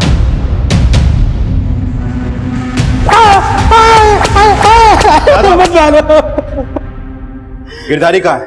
हमको सच में नहीं पता साहब। खाना खा के जब सब गिरने लगे तो गिरधारी भैया हमको खुद बोले कि भाग जाओ, इसीलिए भाग गए थे। आपको खाने में कुछ गड़बड़ लग रही है। सब उल्टियां करने निकला यहाँ से, क्या करना, भाग जल्दी भाग, निकाल। खाने में जहर गिरधारी नहीं मिलाया था ना? हमको नहीं पता साहब। तुम लोगों ने खाना बनाया और तुमको नहीं मालूम? बनाया था साहब, भरोसा नहीं था, बीच में किसी ने कुछ कर दिया तो हमको क्या पता साहब। किसी और ने नहीं, गिरधारी नहीं किया है, और तुम लोग उसके साथ मिले हुए हो, और अब गिरधारी फरार है। बोल, गिरधारी का है? हमको नहीं पता साहब। नहीं मालूम? नहीं पता। तोड़ो से। नहीं साहब, हमको नहीं पता साहब, नहीं पता साहब। हमको कोई भी बहाना नहीं चाहिए, परिणाम चाहिए। कोई मरता है तो मरे, हमें उसका नाम चाहिए जिसने हलवाई से कांड करवाया। भाई जी, हम लगे हुए हैं, पर आपको एक बात बोलनी थी। मुन्ना भैया को पुलिस थाने ले गई है। तुम लोगों का हिम्मत कैसे हुआ हमको यहाँ लाने का? होश में तो हम तुम सबको लेकर आएंगे इंस्पेक्टर। काहे लेकर आए हो हमको यहाँ? उस पिस्तौल का लाइसेंस है हमारे पास। पता चला, लेकिन नशे की हालत में इतने थुत पड़े थे तुम कि क्लैरिफाई नहीं कर पाए। अब खुद आ गए हो तो डाउट क्लियर कर दो। शादी के खाने में जहर किसने मिलाया? जहर? कौन सा जहर? 80 से ज्यादा लोग बीमार पड़ गए वो खाना खा के। 7 लोग मर गए, जिसमें से आपकी बहन बिट्टी भी थी। अरे किसने बोल दिया आपको कि बिट्टी हमारी बहन थी? हाँ? बाप की रखेल के पेट से जन्म लेने वाली बहन नहीं कहलाती है। तभी उसकी शादी में नशे में धुत पड़े थे। तो एक तुम ही ने हलवाई को बोलकर जहर नहीं मिलाया? सोच समझ के बोलो इंस्पेक्टर, आने वाले चुनाव के प्रत्याशी हैं हम। अपनी दिक्कतें मत बढ़ाओ। कोई सबूत है तो बोलो। ठीक है, तो सबूत मिलने के बाद ही बात करेंगे। हलवाई गिरधारी एक ऐसी सीढ़ी था जिस तक पहुंचकर हम असली अपराधी तक पहुंच सकते थे, लेकिन गिरधारी गायब था। उसे गायब किया गया था या वो खुद गायब हुआ था, इसका अंदाजा लगाना बहुत मुश्किल था। 7 लोग मर चुके थे, 40 से ज्यादा लोग मौत की कगार पे थे। डॉक्टर सबको बचाने में लगे हुए थे। फिर फोरेंसिक रिपोर्ट आई। सर, फोरेंसिक रिपोर्ट से क्लियर हो गया कि खाने में जहर मिलाया गया था, और ज्यादा मात्रा में मिलाया गया था। मतलब ये मास किलिंग का मामला है। किसी ने जमकर जो है दुश्मनी निकाली है। कोई तो है जो इस फैमिली से खार खाया बैठा। लेकिन सर, हलवाई गिरधारी के पड़ोसी ने बताया कि श्री प्रकाश के लोग इस हादसे के बाद हलवाई के घर पे गए थे और उन्होंने वहां पे जमकर तोड़फोड़ की, लेकिन श्री प्रकाश के डर से कोई भी सामने आके बयान देने से डर रहा है। मतलब हमारा शख्स सही निकला, श्री प्रकाश ने ही हलवाई को उठवाया।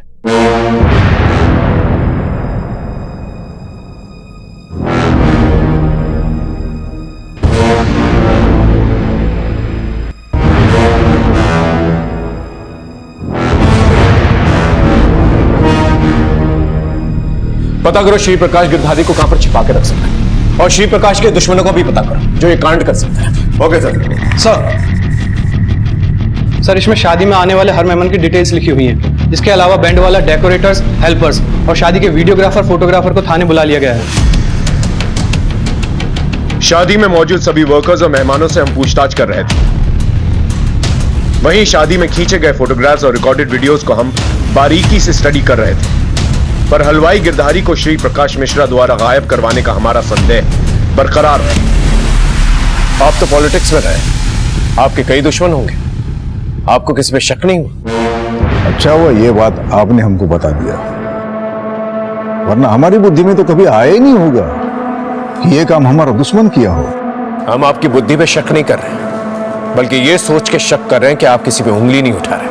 अगर हमको पता चलेगा तो हम उंगली नहीं उठाएंगे, उसके पूरे खानदान को खत्म कर देंगे। उस हलवाई गिरधारी ने आपको कुछ बताया नहीं अब तक? हमें पता है, हम उसके घर गए थे। देखिए, उस हलवाई को हमारे हवाले कर दीजिए। हमारे हाथ नहीं लगा, वो भाग गया या गुस्से में उसे ऊपर पहुंचा दिया। अपने हाथ में रहना इंस्पेक्टर। अगर छानबीन करने का इतना ही शौक है तो पता करके बताओ गिरधारी कहां छुपा हुआ है।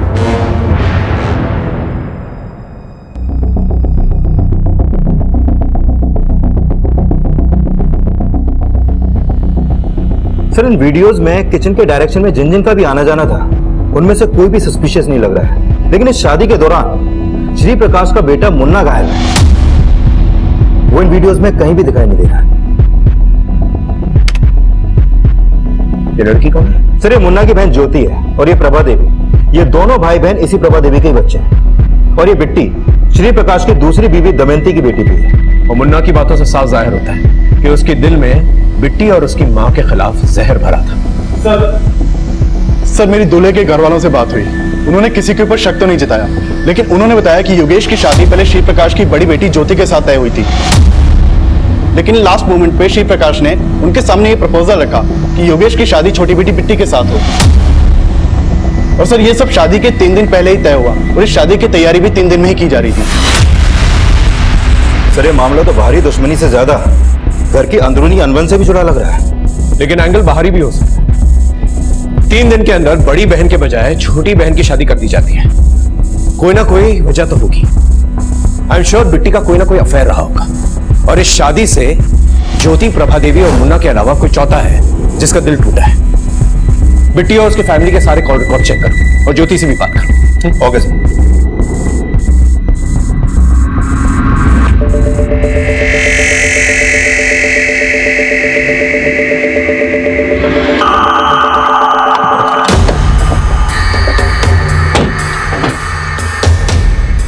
हमें प्रभा देवी और उसकी बेटी ज्योति से मिलना है। आइए सर।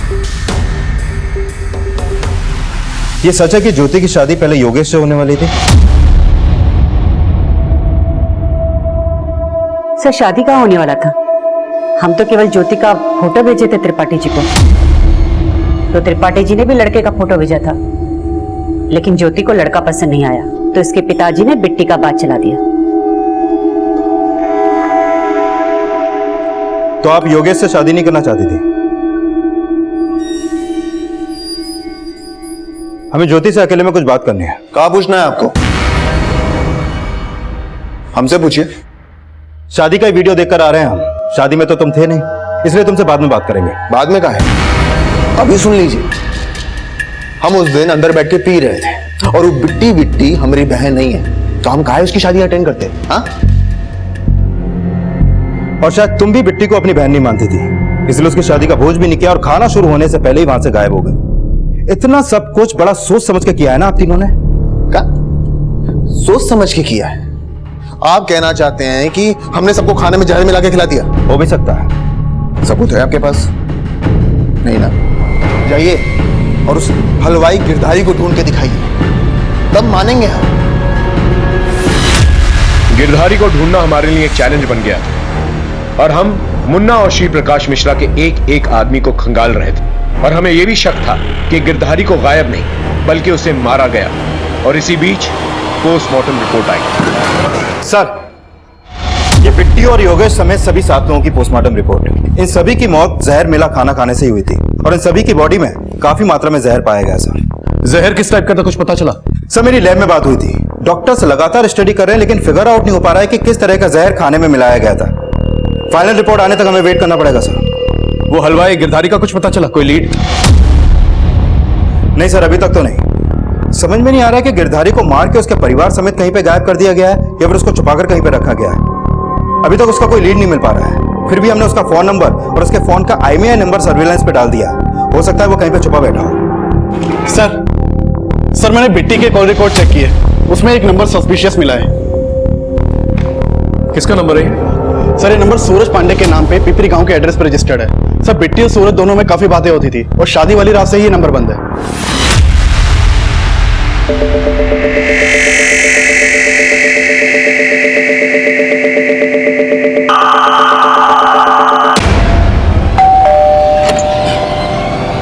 सूरज यहीं रहता है? जी साहब। सर ये सूरज पांडे इस इलाके का पहलवान है। श्री प्रकाश से दुश्मनी निकालने का इसका एक और मोटिव पता चला है। दरअसल शादी से 3 दिन पहले दंगल के फाइनल राउंड में ये इस साल का दंगल विजेता बन गया था, लेकिन तभी वहां पर श्री प्रकाश और बिट्टी पहुंचे और उन्होंने पिछला राउंड कैंसिल करवा के दोबारा से कुश्ती करवाई, जिसमें सूरज हार गया।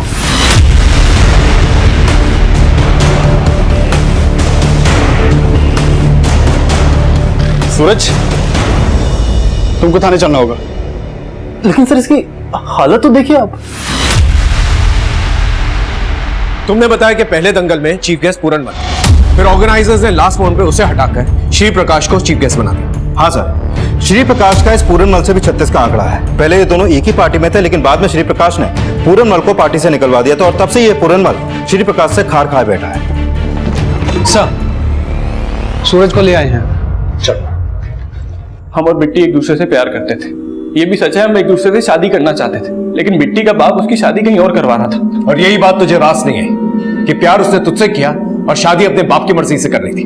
सर आप कहना क्या चाहते हैं? वजह एक और भी हो सकती है कि इस साल दंगल जीतकर भी तो हार गया श्री प्रकाश की वजह से, और उस रात श्री प्रकाश के घर के पास तेरा फोन एक्टिवेट हुआ था।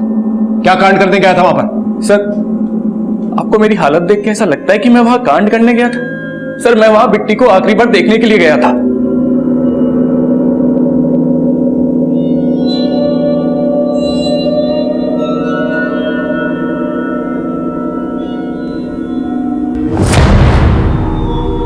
सर मैं अच्छे से जानता था कि मैं जबरदस्ती बिट्टी से शादी नहीं कर सकता। मुझे नहीं पता था कि बिट्टी के साथ इतना बुरा होगा सर। ये सब मेरी वजह से नहीं हुआ सर, ये बिट्टी के बाप की वजह से हुआ है। उसके एक नहीं कई दुश्मन पल रहे थे, उसी में से किसी एक ने बिट्टी और उसके बाप से बदला लिया है सर।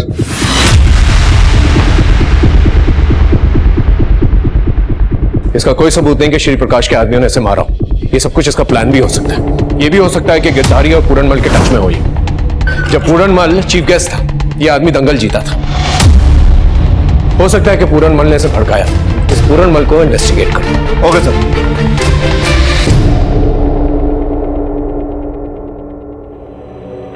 माँ, हम ये फैसला नहीं मानने वाले। हम उसे से ही शादी करेंगे जिससे हम प्यार करते हैं। बगावत करने की सोचना भी मत, नहीं तो वो तेरे साथ मुझे भी काट देंगे।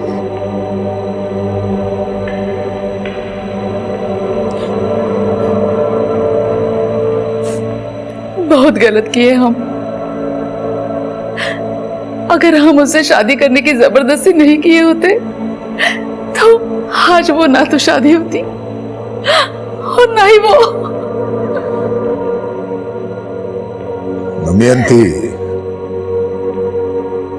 हमने तो अच्छा ही सोचा था उसका। उसका? नहीं, आपने हमेशा अपना ही भला चाहा। मतलब कहना क्या चाहती हो तुम? आपकी प्रभा और उसके बच्चों ने कभी हमारा भला नहीं चाहा।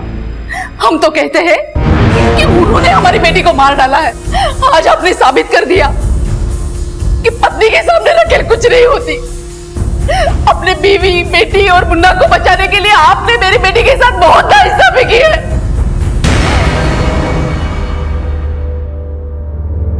सर शादी के खाने में जो जहर मिलाया गया था, उसकी इस फॉरेंसिक रिपोर्ट के मुताबिक खाने में एक खास तरह का जहर मिलाया गया था के लिए यूज किया जाता है। ये जहर इतना पावरफुल और इतना जल्दी असर करता है कि 80 में से 7 कैजुअलिटी फिर भी कम है। कहीं और भी जाने जा सकती थी।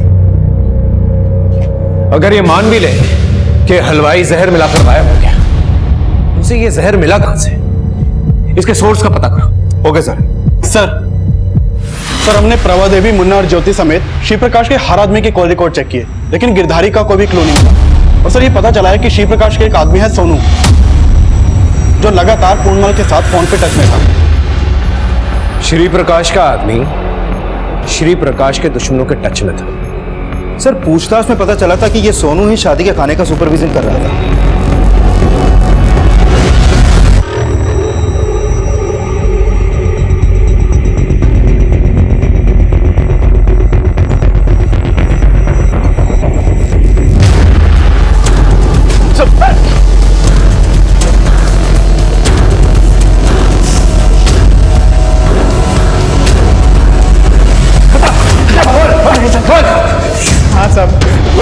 पैसे लेके भैया जी से गद्दारी कर रहा था, लेकिन साहब मेरा इस खून में कोई हाथ नहीं साहब।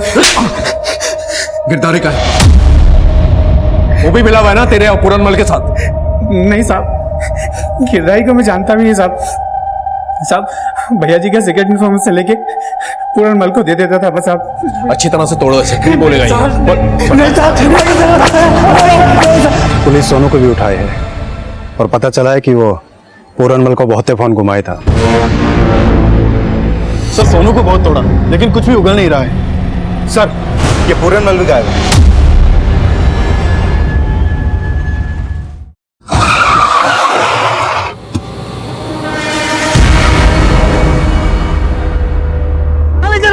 हमको कहां ले जा रहे हैं? भैया जी देखिए, मैंने कुछ नहीं किया, जरूर आपको कुछ कंफ्यूजन हुआ है भैया जी। ठीक है सर, पूरनमल को श्री प्रकाश के आदमियों ने उठाया अभी।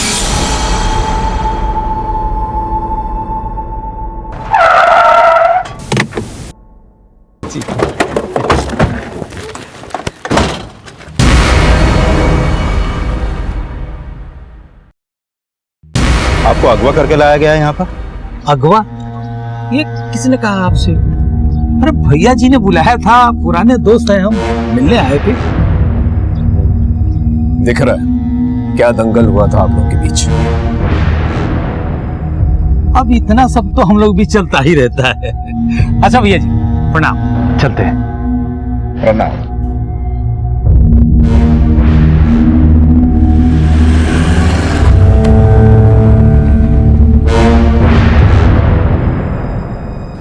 पूरनमल को हमने उठवाया, थोड़ी पूछताछ की, टटोला उसको। हमें मालूम पड़ा कि यह काम उसका नहीं है। हमारे खिलाफ कोई कंप्लेंट नहीं करेगा, डरता है हमसे। और उस सोनू को मत छोड़िएगा। आपको क्या लगता है हम आपके हिसाब से काम करेंगे? आपने आपके हिसाब से क्या कर लिया अब तक? बोलो किसने किया कांड? हमारे हिसाब से तो सारा कांड जो है आपके बेटे मुन्ना ने किया। देखिए मुन्ना हमारा बेटा है, हमारा खून है, और हमारे खून में इतना छिछोरापन नहीं तो पीठ पीछे वार करे। तो मुन्ना को कुछ करना होता तो गोलियां चला धमाका कर देता वो, लेकिन ये पीठ पीछे जहर मिलवाना ये उसकी फितरत नहीं है। और मुन्ना के दिल में जो जहर भरा है उसके बारे में तो पता ही होगा आपको। अगर आपका हो गया है तो आप जा सकते हो।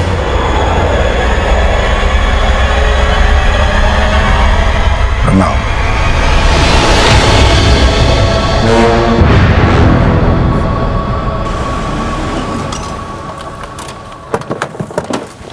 सर अब तक हम ये मान रहे थे कि यह कांड श्री प्रकाश के किसी दुश्मन ने किया होगा, लेकिन यह भी सच है कि किसी में भी इतनी हिम्मत नहीं है तो श्री प्रकाश से दुश्मनी मोल ले, क्योंकि श्री प्रकाश से पिटकर भी पूरनमल ने उसके खिलाफ कोई भी एफआईआर नहीं लिखवाई। और सोनू ने भी बताया था कि सूरज की भी पिटाई श्री प्रकाश के आदमियों ने ही करवाई थी। इसके बावजूद सूरज और उसका भाई श्री प्रकाश के खिलाफ कोई भी एफआईआर लिखवाने को तैयार नहीं है। और इसके अलावा मुन्ना, ज्योति और प्रभा के खिलाफ भी अभी तक कुछ नहीं मिला। सूरज और बिट्टी जिस तरह से एक दूसरे से प्यार करते थे, उसी तरह से योगेश का कोई जिल्टेड लवर हो सकता है जिसने ये कांड किया। लेकिन सर योगेश के कॉल रिकॉर्ड में तो ऐसा कुछ भी नहीं मिला है। अब तक हम श्री प्रकाश के दुश्मनों पे शक कर रहे हैं। हो सकता है त्रिपाठी का कोई दुश्मन हो जो ये सब कर रहा है। त्रिपाठी फैमिली के जितने भी दुश्मन हैं उनकी एक लिस्ट बनाओ, उनसे बातचीत करो। किसी के साथ चक्कर?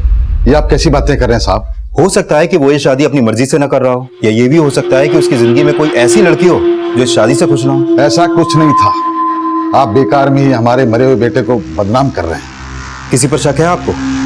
जी फिलहाल तो हमें कोई नजर नहीं आ रहा। अपने दिमाग पर जोर डालिए और हमें बताइए अगर आपको किसी पर भी शक हो।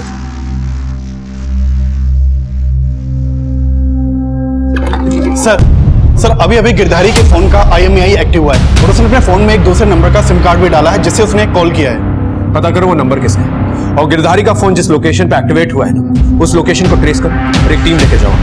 हो सकता है गिरधारी ना मिले वहां पर, सिर्फ उसका फोन मिले। ये सब कुछ हमें भटकाने के लिए भी किया जा सकता है। हमने कहीं ना कहीं ये मान लिया था कि गिरधारी को गायब ही नहीं, उसको मरवा भी दिया गया हो। लेकिन जब हमने गिरधारी का फोन का लोकेशन ट्रेस किया तो हमारा अनुमान गलत साबित हुआ। बोल। हमने खाने में जहर नहीं मिला है साहब, हमारा भरोसा करो साहब। फिर क्यों भागा था वहां से? साहब हम वहां रुकते ना तो श्री प्रकाश के आदमी हमको जान से मार देते और सारा दोष हम पर लगा देते, इसलिए हमारे डर के वहां से साथ भाग गए थे। लेकिन शादी की रात एक औरत खाने के मंडप के पास बार बार चक्कर लगा रही थी। सर, उमाशंकर त्रिपाठी के परिवार से जुड़ी कुछ बातें पता चली हैं। उमाशंकर के बड़े बेटे पंकज की बीवी संगीता दहना गांव की रहने वाली है और पता चला है कि दहना गांव में, और सर ये भी पता चला है कि शादी से एक दिन पहले संगीता का भाई मुकेश उससे मिला। साहब आप बेकार में मुझ पर शक कर रहे हैं। मैं तो शादी में भी नहीं गया था, तो खाने में जहर कैसे मिलाऊंगा? सर झूठ मत बोलो, हमें सब पता चल गया कि तेरी बहन का अपने ससुराल से रिश्ता कैसा है। बोल सच क्या है? बोल! ये कैसी बात कर रहे हो साहब? थोड़ी बहुत अनबन तो हर परिवार में होती है, हमारा कोई ऐसा झगड़ा नहीं था। ज्यादा चालाक बनने की कोशिश मत करो। तुम्हारे भाई ने हमें सब कुछ बता दिया और उस हलवाई ने भी तुम्हें पहचान लिया है। वो पंडाल के आसपास तुम्हें दिखी थी। साहब, शादी की रात एक औरत खाने के मंडप के पास वहां पर चक्कर लगा रही थी। उसने तुम्हारी फोटो आइडेंटिफाई की है। अब बोलो।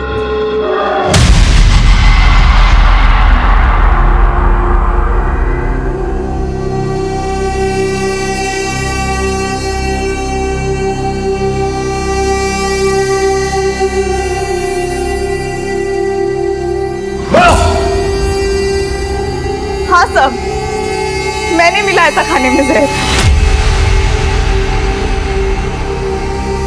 जब से उस घर में ब्याह के गई हूँ, परेशान कर रखा है उन्होंने। हर वक्त ताने। पता नहीं क्या मेरी किस्मत थी कि तू मेरे पल्ले बंदी। न शक्ल न सूरत, गंवार कहेंगी। ये क्या खाना बनाई है तू? कुछ आता है कि नहीं बनाने के लिए? सब मैं तंग आ गई थी, लेकिन सब चुपचाप सह रही थी। और फिर जैसे ही श्री प्रकाश की बेटी का रिश्ता योगेश से तय हुआ, पापा जी ने कहा वो सोने की चिड़िया है। हर बार मेरी माँ बाप की गरीबी का मजाक उड़ाया इन्होंने।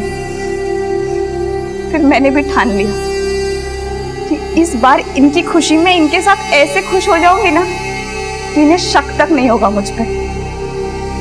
मैं तो चाहती थी मेरे सास ससुर पति सब मर जाए, लेकिन मेरे सास ससुर खाने की मेज तक पहुंचे ही नहीं। और पंकज, अपना बदला लेने के लिए तुम इस हद तक गिर गई कि इतने सारे लोगों की जान खतरे में डाल दी।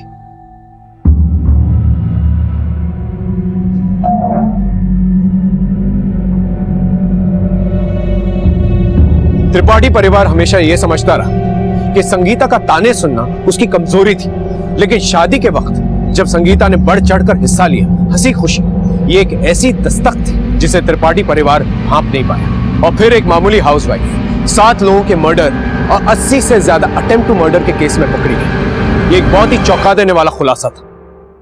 फिर मिलेंगे एक नए केस के साथ। तब तक देखते रहिए क्राइम पेट्रोल दस्तक, क्योंकि मकसद बताना नहीं, बचाना है। क्राइम पेट्रोल के ऐसे ही मजेदार एपिसोड्स देखने के लिए हमारे चैनल को सब्सक्राइब करें